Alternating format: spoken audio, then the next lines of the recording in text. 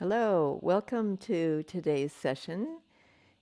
We have a special category of a class, which is a restorative class. And we're not far from the Christmas holidays here, and New Year's and all of that. And so people have been quite frantic, and I would be including myself in that category. So I think we all could benefit from this kind of quiet and relaxing practice. Some of what I've learned about this category of classes, of exercises and poses, comes from this book, which was published about 30 years ago by Judith Lassiter. Um, and in the 90s, when it first came out, my friend and colleague, Sandy Edwards, and I put on some restorative workshops, which were very well received. So it's been around for a long time, and it seems like it's a practice that students like to do, at least by the end of it, because they've kind of down-regulated their nervous system to that point. So I hope we enjoy this. We need these props that you'll see behind me, including a couple of yoga blocks, a bolster, a blanket, and a chair. An eye covering is really nice because we'll do some quiet poses with your eyes closed. And that is the first of the poses that we'll do, which is Supta Baddha Konasana. So let's take a seat on the mat and then recline onto this propped up bolster that we've set up.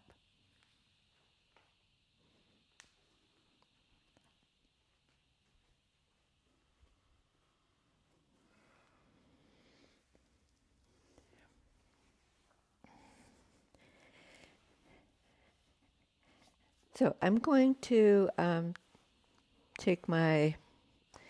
bend my knees out to the side with the soles of my feet together. And I've got an extra blanket here. And if I wrap it across the top of my feet and bring it around underneath my shin bones or my knees, then it keeps my knees from dropping out too much, which can be stressful on the groins and on the knees. So a little height underneath the knees is a very good thing. So the forehead a little higher than your chin, chin a little bit higher than your breastbone, and that gives you an opportunity to open up the sides of your chest and give space to the heart and the lungs. So if you've got that eye covering, an eye pillow or such, or even a soft cloth just resting over your eyes, then it'll help your eyes relax, and we'll begin to go into that space of restorative yoga, which is designed to soothe your nervous system and create a deep state of peace and relaxation.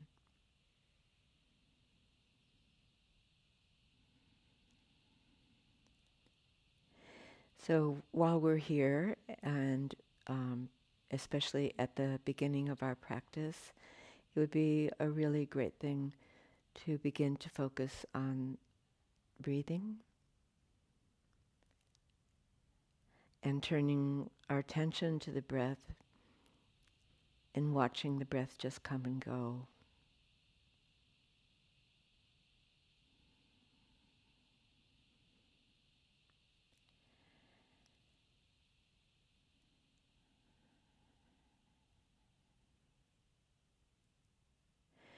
And working with the nervous system to relax it, we want to focus on our sense organs, especially the eyes. So you might notice whether the eyes are still moving about a bit. We're not trying to exert control over them, but you might just focus on, as much as you can at this time, relaxing the eyes and letting that movement slow down or even cease.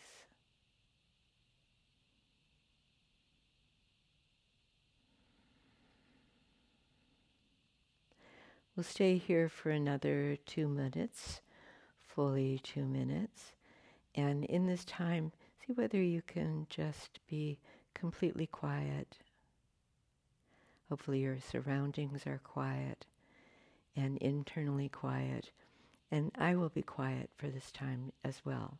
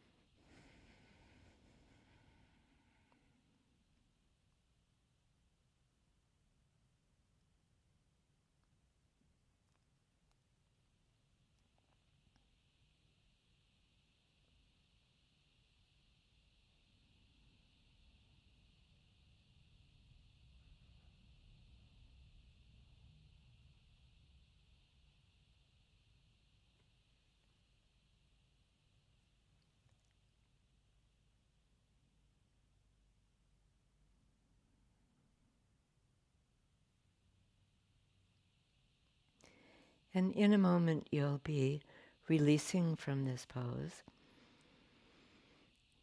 And this pose, Baddha Konasana, in the reclining position, is a really great way to start a practice and just center yourself and see what your practice needs are. Where are you, body, mind, and soul, in your yoga practice? So stretch out your legs and then bend them again and roll off your bolster to one side. And let's remove all props on the mat to the side and take up a yoga belt.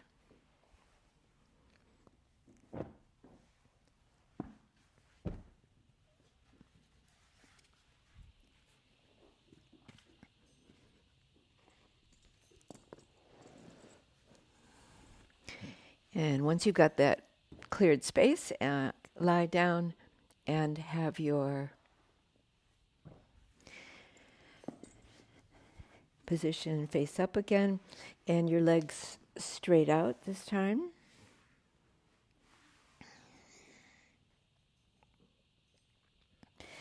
And just take a moment, maybe bend your legs and have your feet on the floor. Lift your buttocks off the floor and reach behind and lengthen your buttocks away from the base of your spine.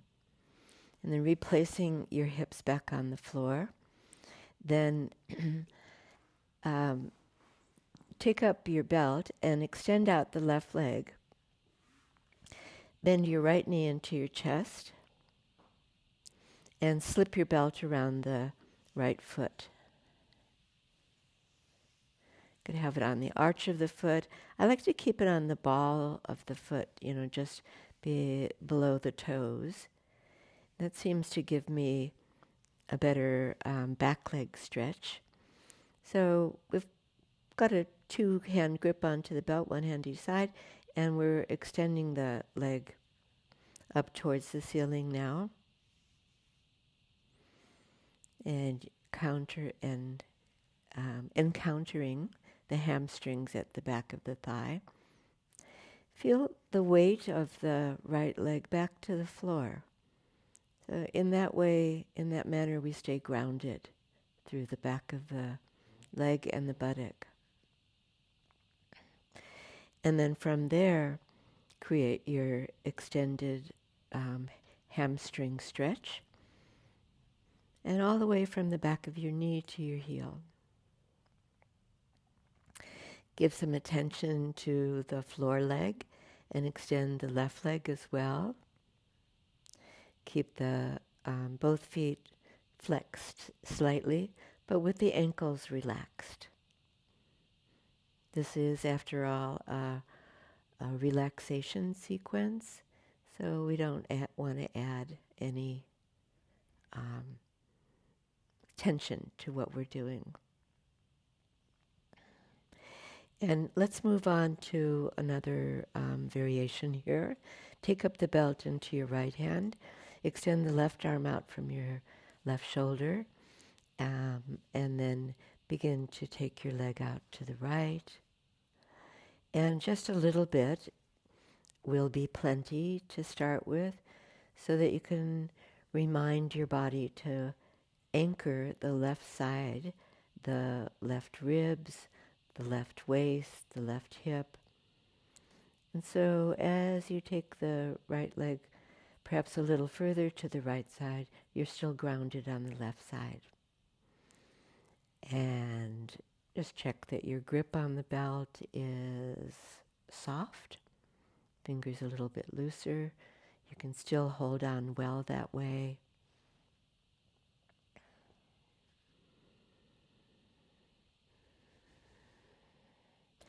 A good way to keep that left side anchored is to turn the navel and the belly muscles to the left side. And then you're energizing the core at the same time. And then bring that leg back up, slip the belt off, return the right leg to the floor alongside its mate, and then just relax completely through the legs, through the hips. And tune in to how that right side leg and hip feel.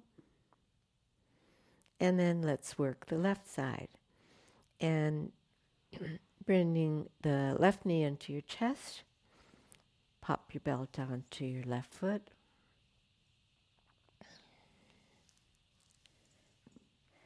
And begin that process of extending the leg. And respecting any limits that your body seems to be indicating. So we're doing just a soft stretch in the beginning and holding it, and then working a little bit more into it as we go along. And then feel once more the weight of the femur down into the hip socket, down into the floor, fully grounded. And then at the same time extending the back leg line from your buttock bone to your heel.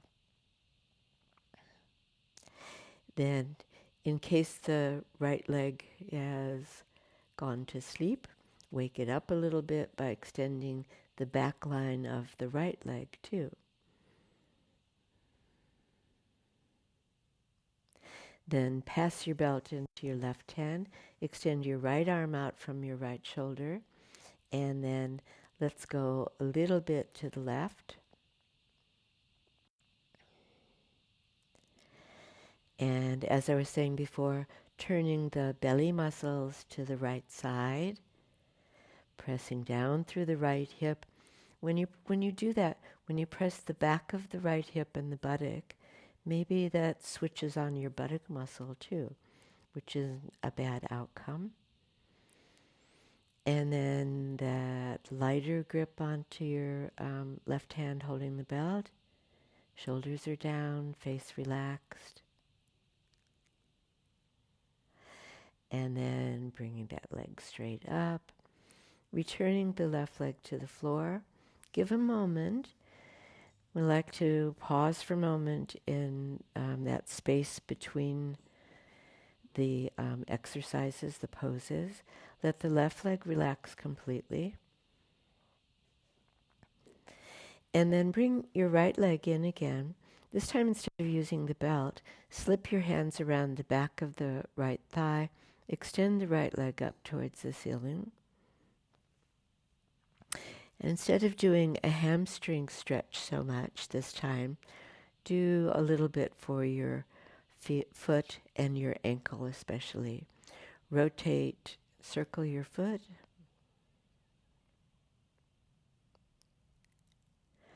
And go the other way. If you're a walker, you like to walk a lot, you might notice when you do this, there's a very strong muscle at the front of the shin bone that gets activated here. Or at least I notice that in mine. And then let's extend the foot up towards the ceiling, stretch the front of the ankle, and then draw the toes down towards the knee and contract through the front ankle. Do that a couple of times. Plantar flexion, dorsiflexion. Right. And then second side, right leg, release. Relax that leg. And then hold at the back of the left thigh and extend the left leg a little and mainly work the rotation through the toes, the foot bones, the ankle bones.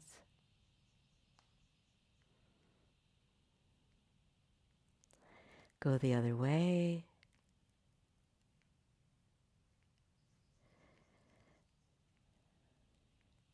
Lovely. And then do your 2 other ankle movements. Toes up, toes down.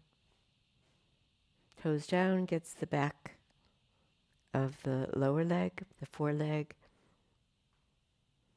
calf muscle.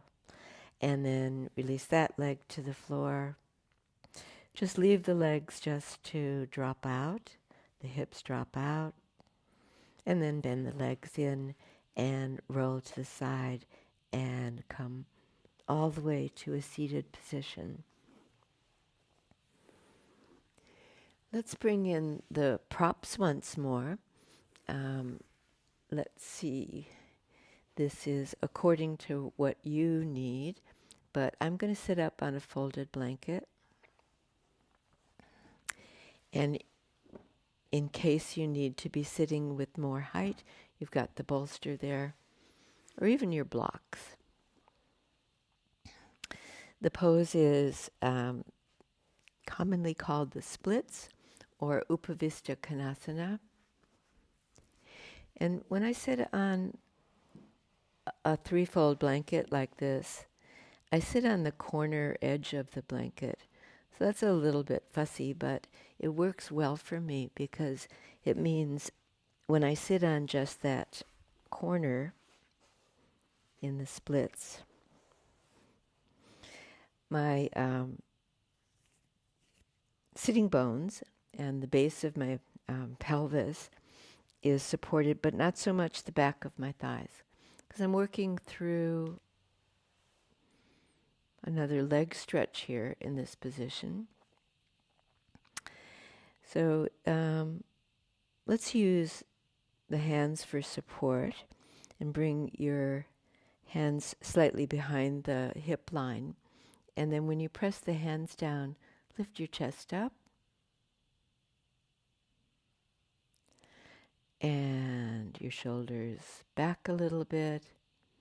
If you bring your shoulders back just a little, you can feel the shoulder blades supporting the upper part of your back, your dorsal thoracic. And then have a look at your legs and give them a good stretch. So that back line of the legs again from sitting bones to heels. But the most important thing is that where you're sitting on your base. So use your hands to lift up enough so that your trunk is light and you can tilt your pelvis slightly here.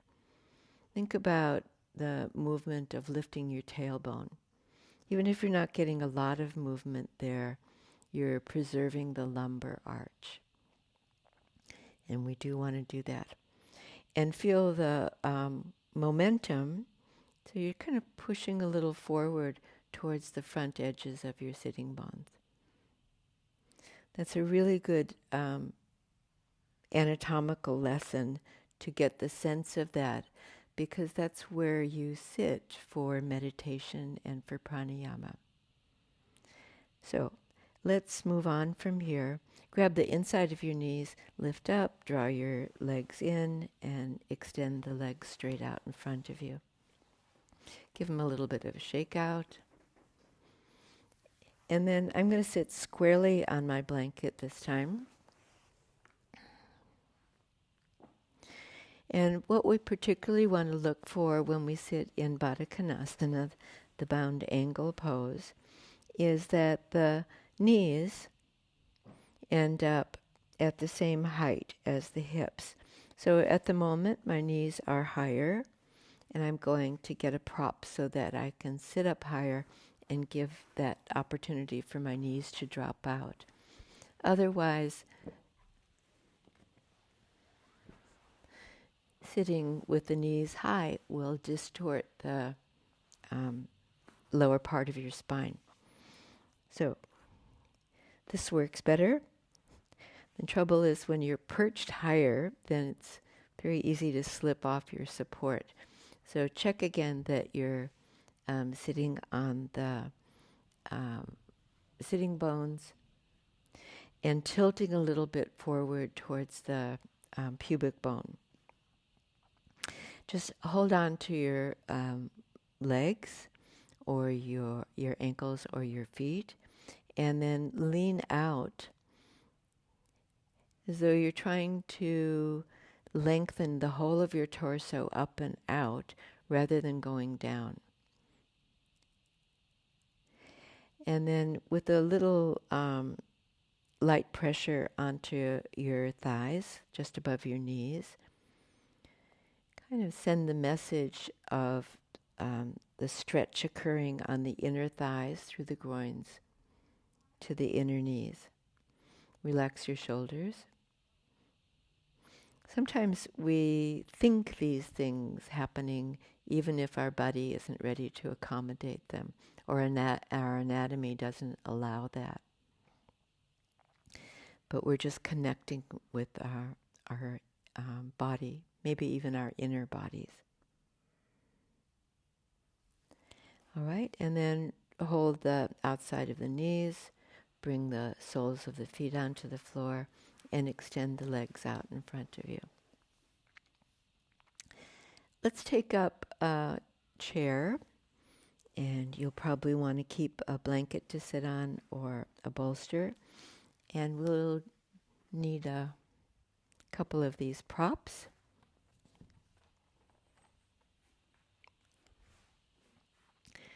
We'll do some seated forward stretches with the head supported.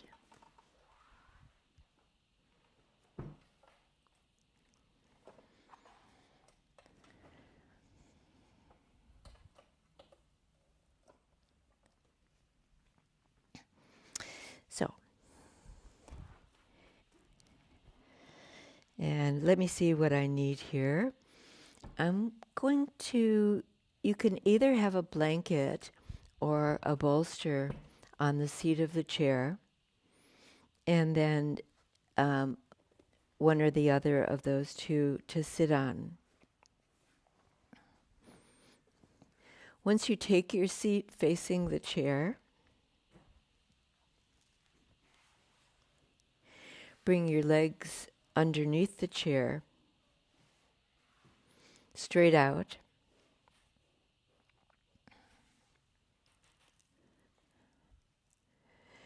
And you had a little trial run about this feeling of sitting on your base of your position, your sitting bones.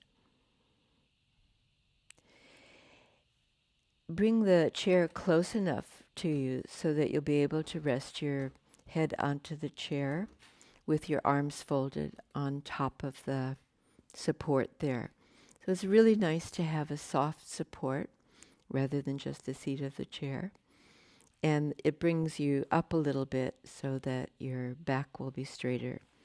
Separate your legs as wide as the chair legs. And maybe reach behind and underneath the buttocks and draw the buttocks back a little bit away from the sitting bones, so they're more exposed. And then think about in coming forward so that you can rest your head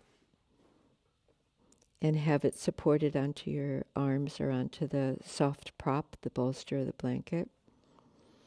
Think about in coming forward that you want to establish the lift and kind of lightness through your chest. In other words, keep the sternum lifted and the collarbones wide. And then you've set yourself up well. Flex your feet and extend through the backs of the legs.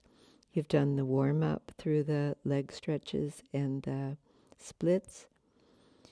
The back line of the legs from the buttock bones to the heels.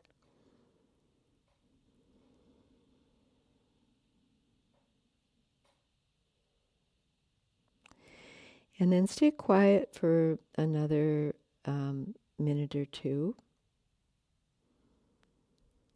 And focus on keeping the chest and lungs open so the breath comes easily.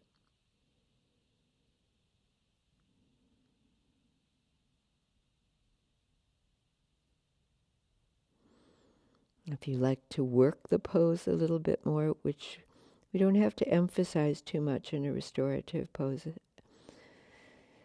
the stretches behind the legs, as I've been saying,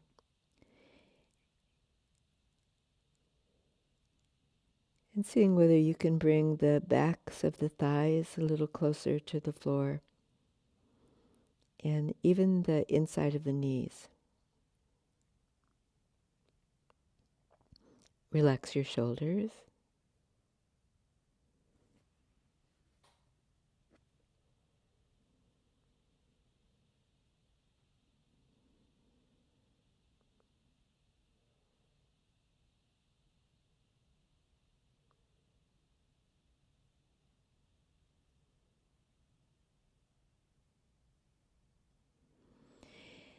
And then before we finish here, just slip one hand behind your back and rest it onto the lower vertebrae, the lumbar vertebrae.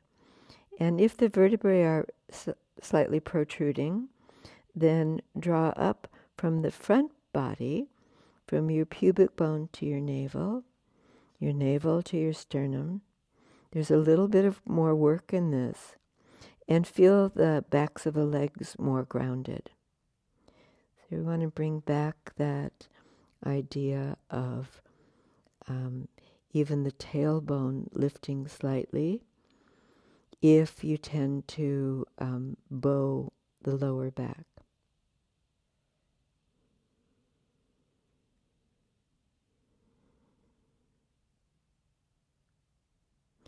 And then let's slowly release from the pose, relax the legs, and come upright. And while we still have this really lovely supportive setup, now we'll do Janu Shirsasana. The one leg is bent, one leg is straight. Let's keep the left leg straight. Bend your right knee and bring the right knee out to the right side. It happens I've got a block within easy reach. So if that knee is lifted, we were talking about that earlier. We don't want the knee to be higher than the hip. You might want to support it. And it's also saves any pressure, compression on the knee joint to have it a little bit supported in this manner. Now, I don't need that so much. Knee is good, knee is open.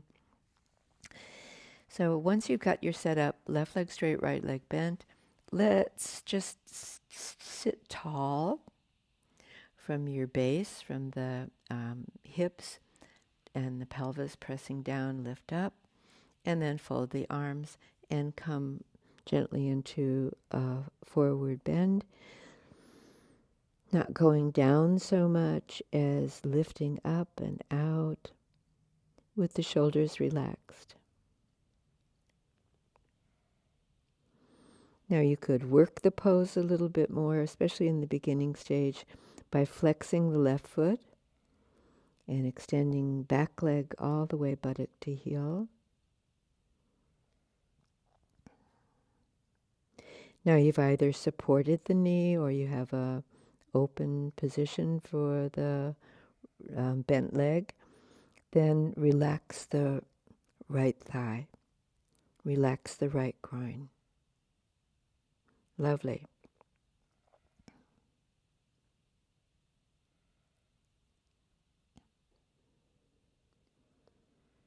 From the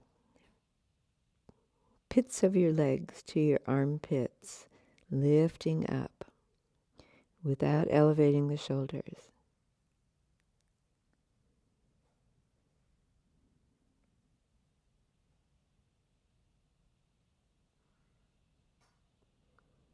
Feel your breath come and go, in no way restricted.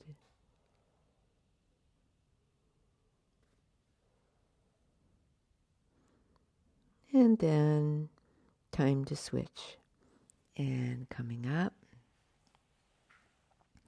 for right leg straight with the left, and then bend the left knee out to the side. Is this side the same? That's always a good question to ask when you're wanting to keep the both sides more or less symmetrical. One side might need more support than the other. And then starting from the sitting up tall, sitting pretty, let's fold the arms and come forward. With that sense of lightness and buoyancy through the chest. The armpit chest is forward, that part at the front of the armpits coming forward and up.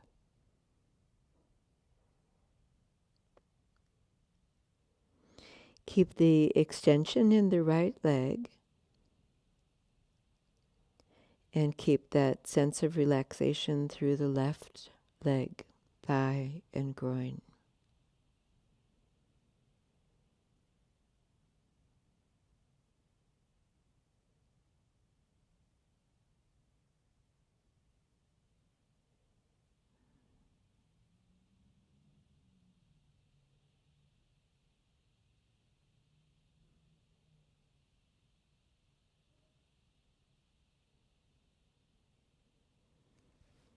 Let's stay a little while longer. Give yourself an opportunity to recreate the openness through the chest. And then do that little reality check and release one hand to feel the lower vertebrae. And if they poke out a bit, then lift from the lowest part of your torso and drawing up skin and muscles all the way to your shoulders. And keep the right leg pressing down and extending.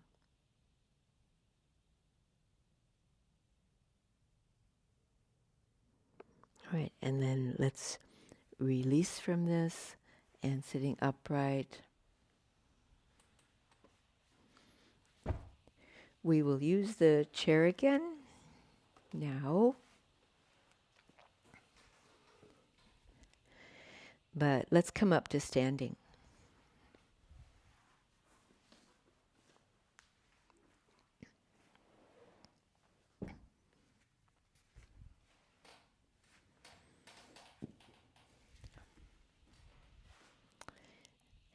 All right, in restorative practice, it's a very nice thing to do these seated and reclining positions, but after a while, it can lead to a sense of, dullness because you're just so grounded. So I thought in this practice it would be a good idea to come up for a moment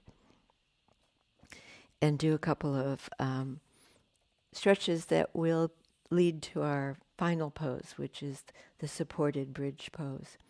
So I've got my chair behind me, and if I stand with the seat of the chair facing away, I can reach back to the high part of the chair, my hands onto the top of the chair. Be close enough in, you don't have to be touching the chair with your buttocks, but close in.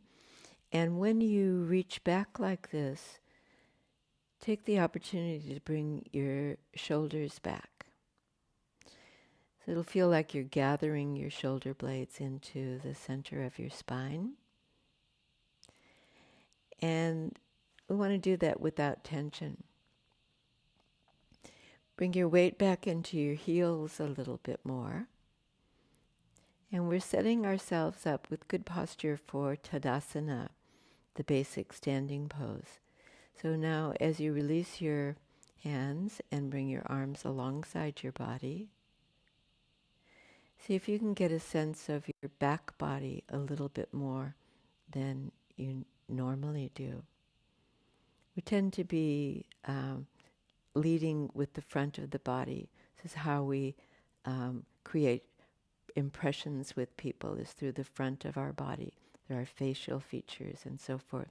So we forget about the back body, which is what supports the front body.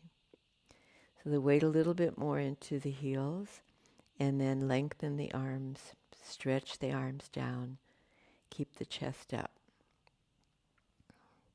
And can you feel the support of the shoulder blades on the back spine? All right, and then relax totally. I hope you were relaxed all along. And we'll take a couple of arm stretches. So bring your arms forward and up for Urdhva Hastasana. Keep your palms facing inwards. And then extend the arms, if you can, as though the arms started with the outer shoulder blades. So you're going to elevate a little bit more.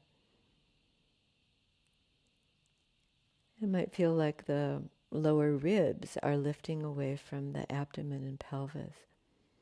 And can you create that feeling in the back ribs where they lift away from the kidneys? Beautiful. And then lower your arms out to the side. I hope we were breathing through all of that. And then let's do one more here for the upper body and the arm rotation. Bring your right arm up towards the ceiling. Give a moment to stretch it up fully. Right arm up, left arm down. And then fold that arm back, bend your elbow, and rest your hand on the upper part of your back. When you do that, we do it in such a way so that the whole of the palm as flat as you can against the upper part of your back.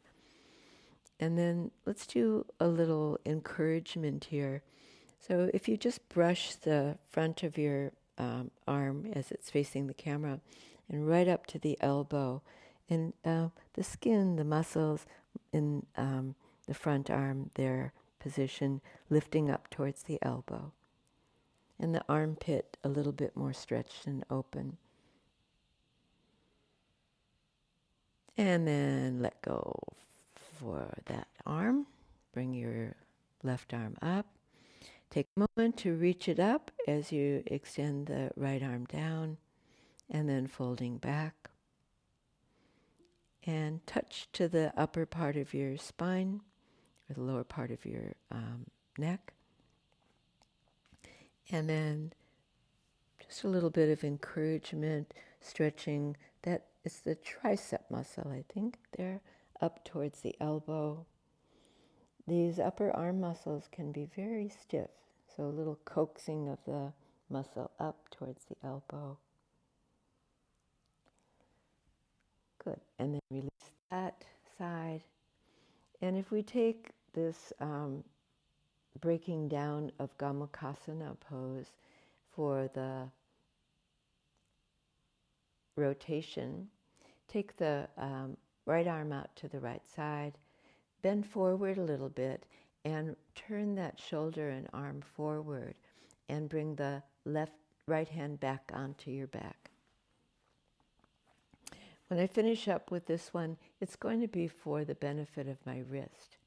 So my hand resting on my back, open the fingers and press the wrist into my back in that manner. It gives me a really good release for my wrist. Often those bones, ligaments, tendons of the wrist get a bit stiff as we go along in life. And that's enough of that. And one more side to go. And left arm out. A little forward bend. Turn that arm so the palm faces the wall behind you, and bring that hand onto your back. And what you may notice is there's a real difference between the two sides. There is certainly for my body. And we're just doing this for the benefit of the wrist bones. Press the wrist against the back. Bring the tip of that left shoulder back, maybe the elbow back a little bit. And then you've done enough there. And release your both arms, shake them out. Shake your elbows, shake your shoulders. Let's move on from here for a seated position. So we're going to be side saddle on the chair with the right side facing the back of the chair.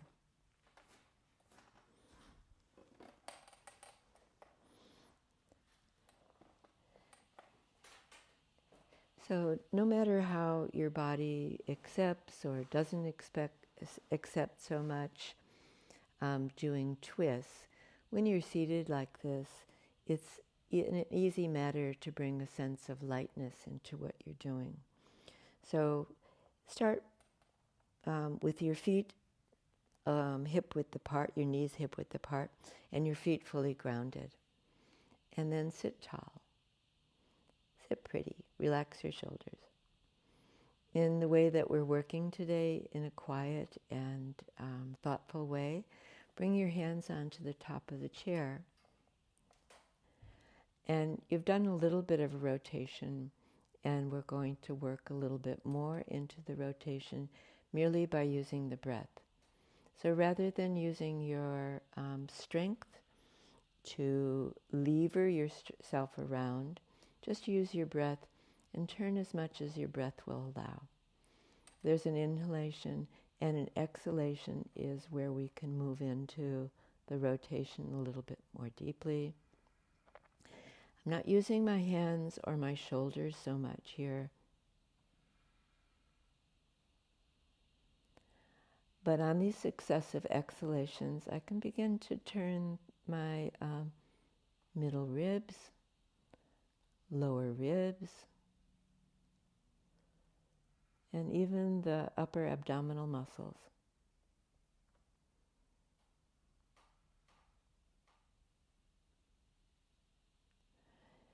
Notice if you've brought some tension into your shoulders, into your upper body, relax the shoulders. And then releasing, and let's flip over to the other side.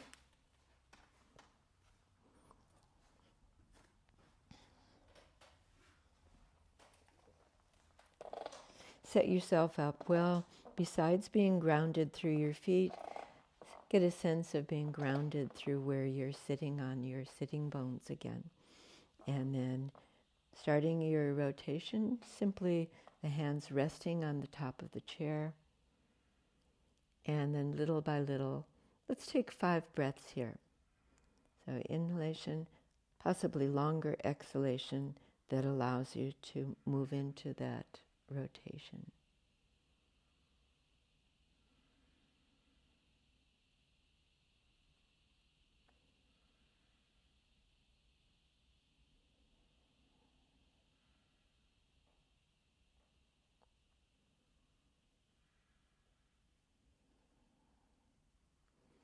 As you have moved in possibly a little bit more deeply and using the upper abdominal muscles with your breath, Notice if you're trying to restrain your hips to keep them square. We want the right side to come a little forward as the left side draws back.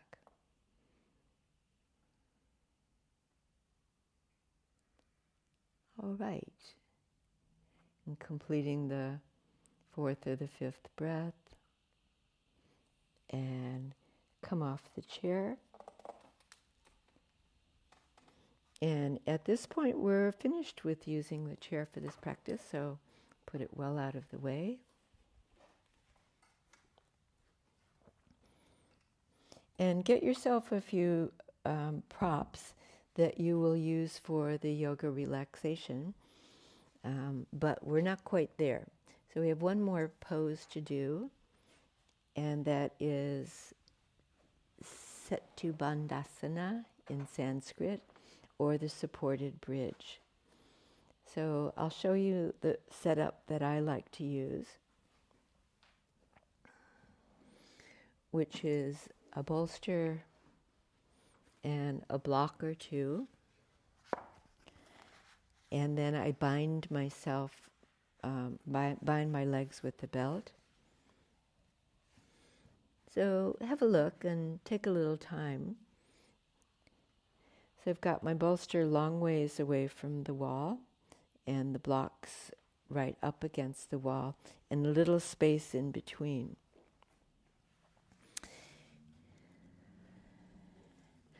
So if I come to kind of squat on the bolster, and at this point I'm going to find where I can lie down and have the bolster support the middle of my back, where in the reclining position my shoulders are all the way to the floor.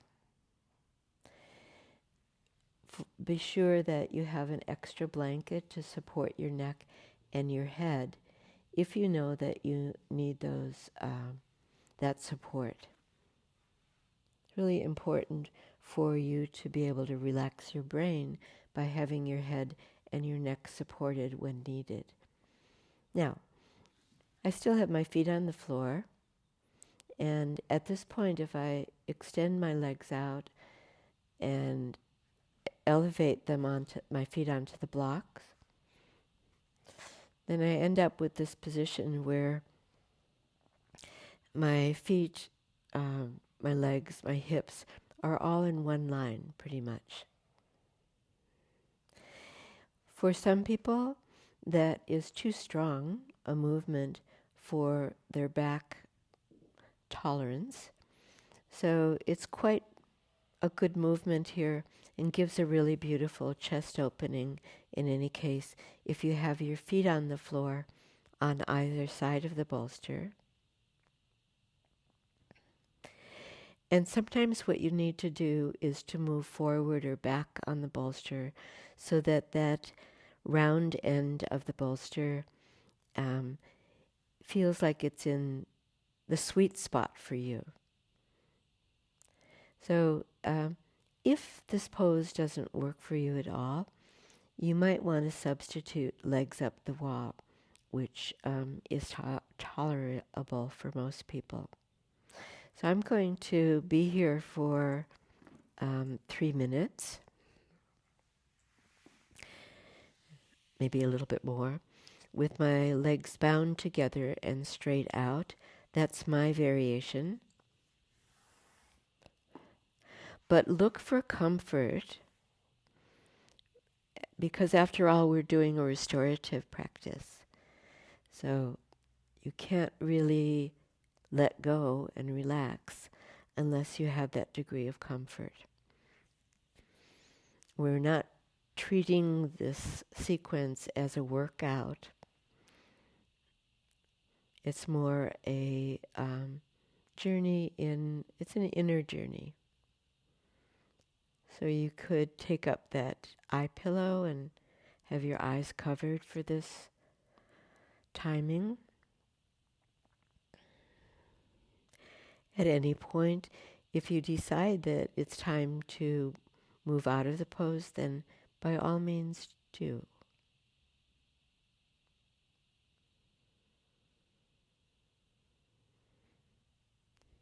Now give yourself a helpful self-adjustment here and bend your elbows and bring your hands onto your lower ribs.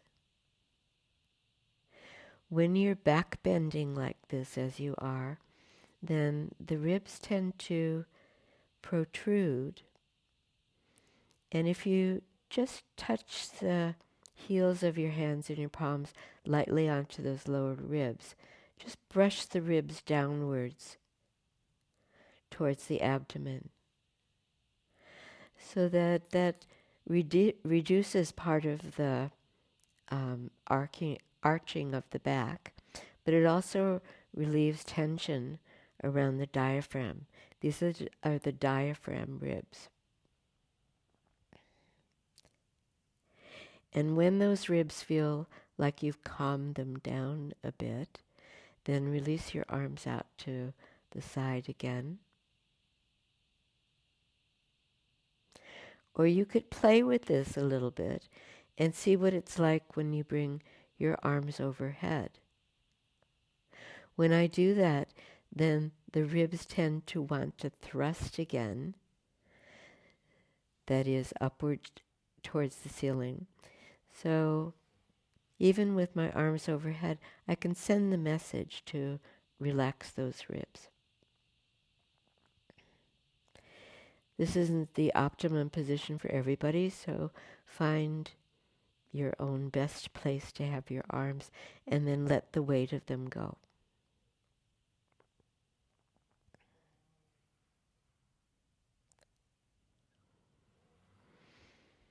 We'll stay for just another minute or two, and in this time, finally, I'll be quiet. You can just observe yourself in the pose, and maybe in particular the breath, with the chest fully open like this.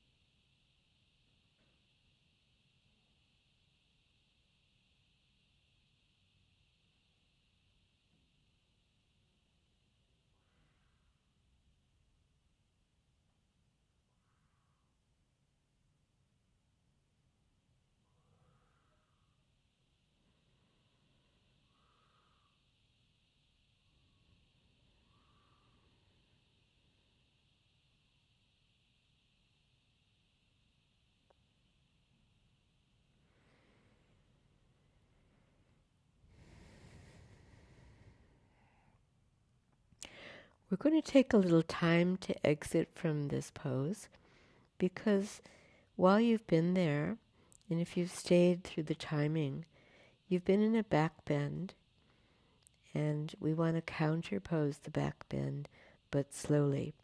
So bend your legs in, and if you had your legs bound, take away the belt. Leave your legs bent with your feet on the floor on either side of your bolster. Shift your weight towards the head side. Move back a little bit. Don't come down just yet. So my buttocks are still elevated, and the end of the bolster is supporting my lumbar spine and my buttocks. I've just done one shift out of the pose backwards. Take another breath, and then this time bring your buttocks to the floor, or push the bolster back so that your buttocks rest onto the floor. Kind of like constructive rest position. And giving a moment again for the shape of the back to allow you to lie flat without that arching now.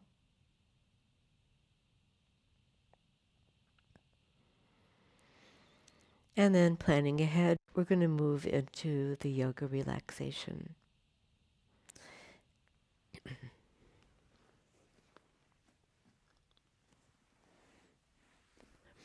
The bolster at this point works well to support the backs of the legs.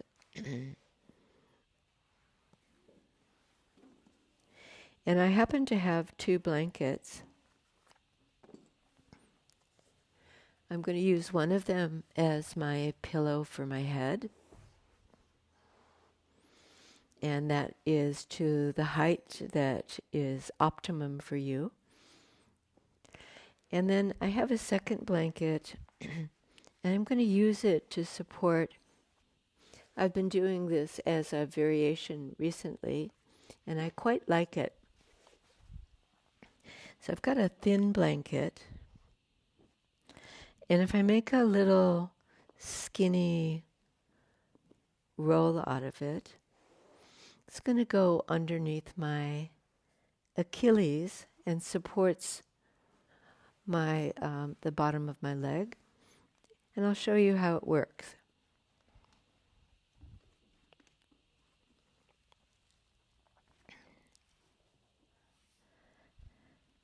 And you see if you like something like this. So bolster underneath the backs of my legs, and this roll of the blanket underneath my Achilles and the lower part of my leg. So, setting yourself up well. I won't cover my eyes because I want to make sure that I still stay fully present. Don't drift off. The ultimate really is to be able to relax your eyes, and the eye pillows help with that. So now we've got a propped up position, and let's not commit ourselves fully to the Shavasana until we make a couple of the bigger adjustments. Lift your buttocks just a tad off the floor, move your tailbone down towards your legs, and lengthen that base part of your spine. My arms are a slight distance away from the side of the body, palms upwards.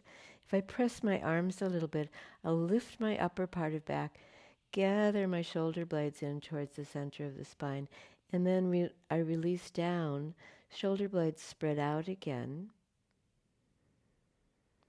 And hopefully the back lies nice and flat to the floor. The dorsal thoracic well supported by the floor.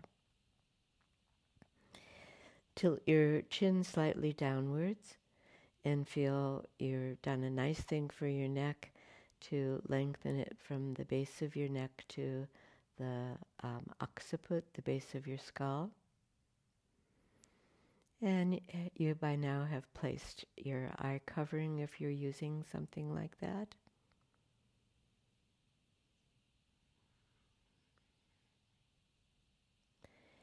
And are happy to release the weight of your body.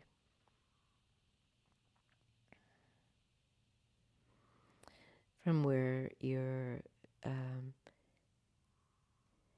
back of your head rests, the back of your shoulders, the buttocks, soft and spread, the back leg line all the way to the heels.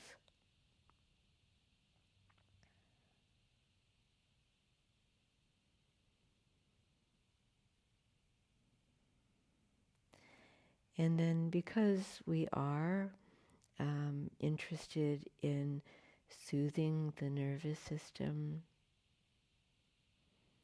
and ultimate relaxation,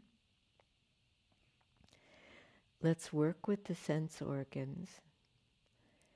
And first, focus on the front of your neck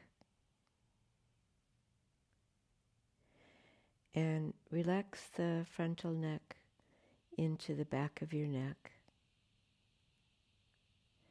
So where the Adam's apple is, it's relaxing. And on the inside, the walls of the throat, the vocal folds, relaxed. And swallow very lightly. When I think of that adjustment, I think of releasing all unspoken words, letting go of our interest and fascination with words, with conversation.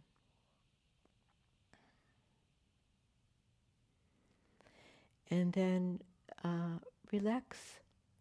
Just open your mouth and soften, moisten your lips, and then soften your lips.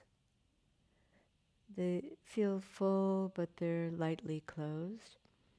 And on the inside of your mouth, relax the tongue towards the back of the lower palate, towards the root of the tongue.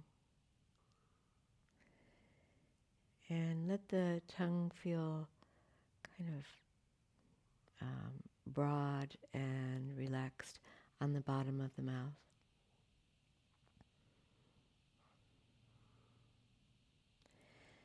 Slacken your jaw, the lower jaw hanging back a little bit more.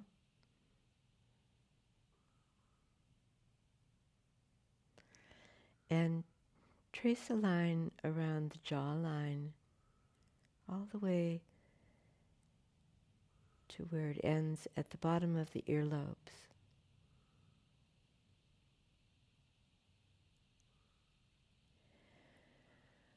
Relax your eyes and let them draw back and soften and settle into their sockets.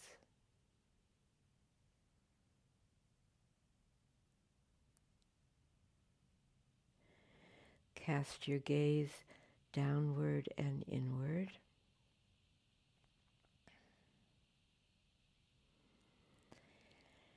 And imagine a lovely helper has come along and is brushing their fingertips across your forehead and out towards your hairline.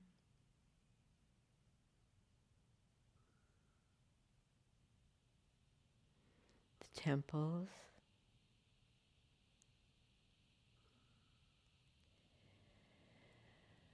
Releasing any furrowing between the brows. And finally, and most importantly, relaxing your sense of hearing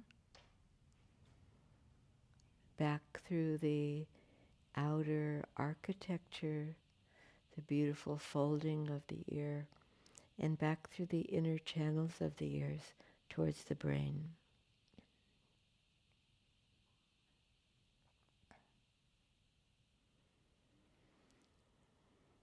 Releasing the brain itself away from the forehead towards the back of the head, towards the back of the skull, and the base of the skull, the back of the earlobes,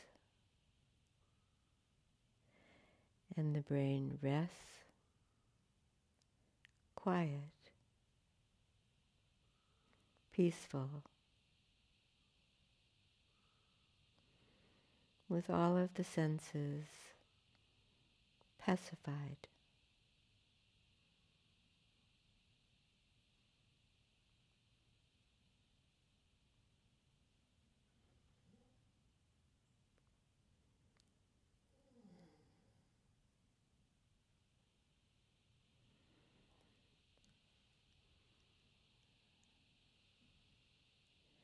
You could observe your breath at this point with no influence of it, just the breath in its most organic way, coming and going, going and coming.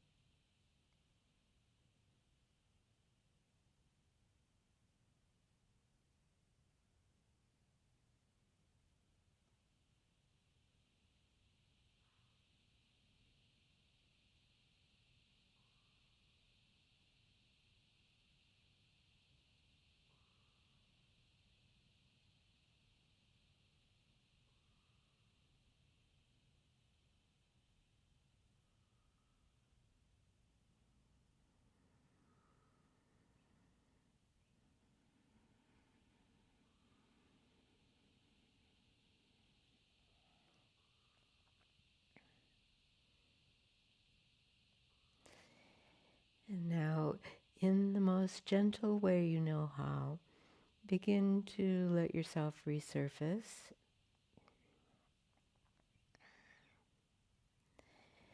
Make those tiny movements that help you rouse yourself a little bit more.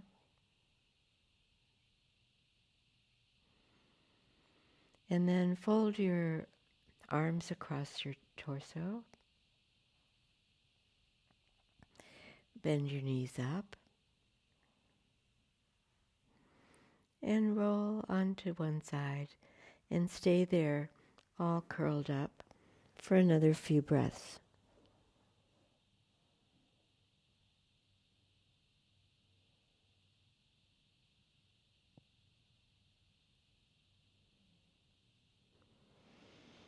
Begin to think about coming up and use your hands placed into the floor to help yourself up to a seated position.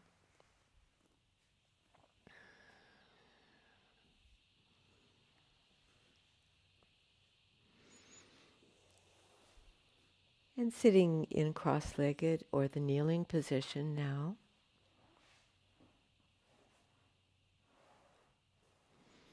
And bring your hands up and place your hands across your chest over your heart and lungs, your heart center. And if you like here, close your eyes again or look downwards. And feel the energy that you fund from doing the yoga practice, and also through practicing together as we are.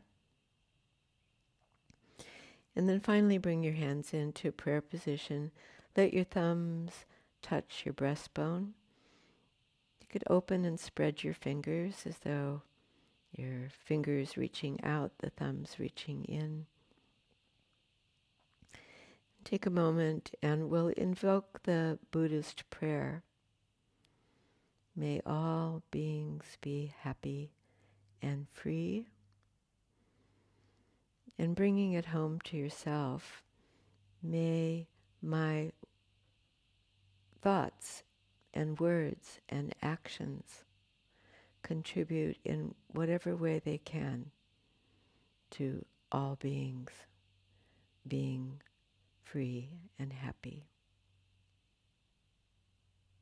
including ourselves. Namaste. Thank you.